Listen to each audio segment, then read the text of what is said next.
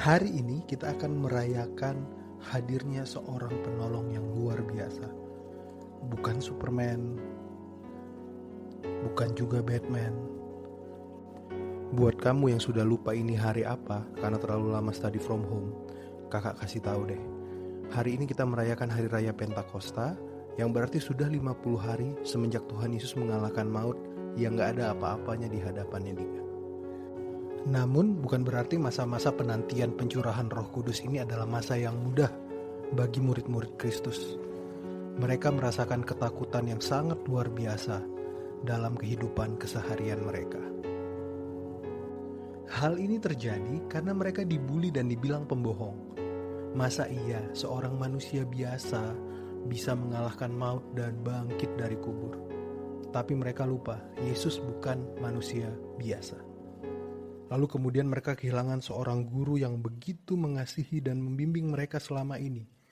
Padahal mereka baru saja bahagia karena Yesus kembali dari kematian untuk kembali bersama dengan mereka. Namun di tengah kebahagiaan itu, Tuhan Yesus harus naik ke surga untuk bersama-sama dengan Allah. Kamu tahulah perasaan ini. Perasaan sama si dia yang dulu pernah searah tapi sekarang tinggal sejarah.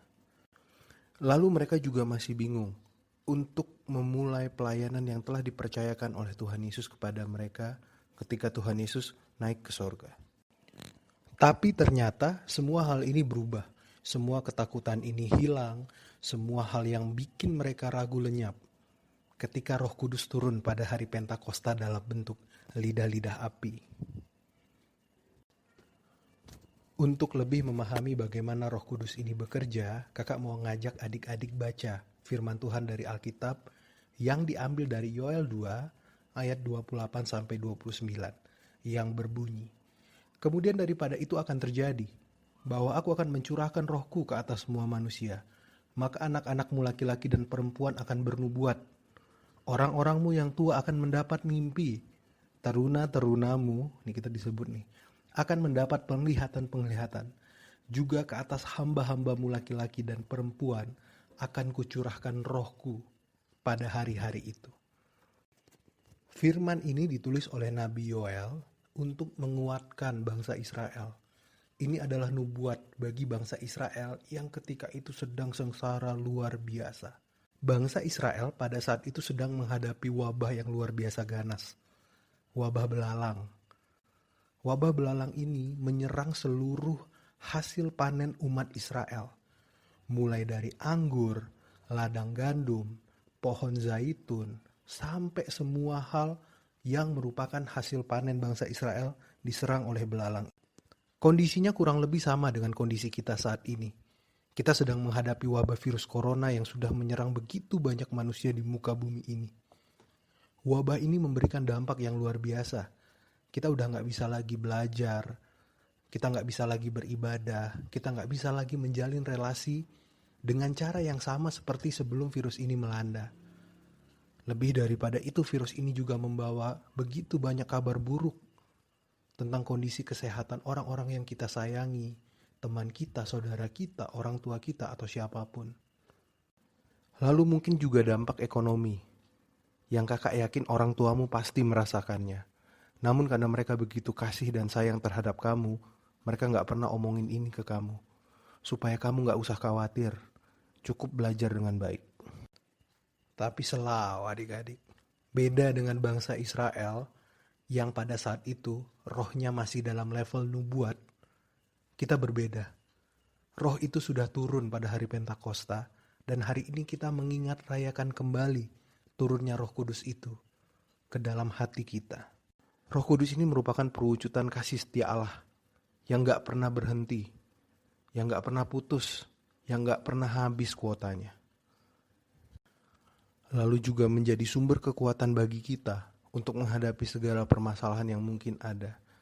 Studi, orang tua, atau apapun permasalahannya kamu.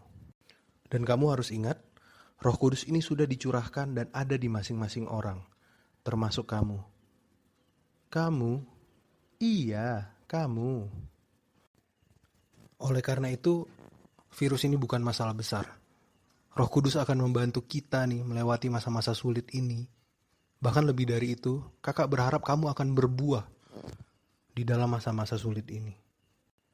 Jadi kalau dalam masa-masa study from home ini, kehadiranmu di rumah bikin tidak ada damai sejahtera karena isinya cuma males-malesan, ngelawan orang tua. Lalu kemudian kalau main sosial media isinya hanya membuli orang, menghakimi orang, ngomongin orang. Ataupun kalau mengerjakan tugas dan belajar isinya cuma Ctrl-C, Ctrl-V. Jangan-jangan bukan Roh Kudus yang berkuasa di dalam hidupmu, tapi roh yang lain. Teruna-terunanya Kristus yang hatinya tuh dikuasai oleh Roh Kudus, study from home-nya akan beda. Kehadiran mereka di rumah akan memberikan damai sejahtera yang luar biasa besar bagi orang-orang di rumah. Mereka akan bantuin orang tuanya mereka, mungkin bisa cuci piring, bisa nyapu, atau kayak Iel yang katanya kemarin pas kita ibadah di Zoom, itu bantu mamanya masak di rumah. Selain itu mereka akan belajar dengan tekun dan luar biasa. Terlepas diawasi atau tidak, tantangannya apa, mereka akan tetap menjawab harapan besar orang tua mereka dengan belajar dengan giat dan tekun. Selain itu mereka akan membantu orang lain. Mereka akan membagikan kabar sukacita. Mereka akan membagikan informasi-informasi yang berguna, bukan hoax.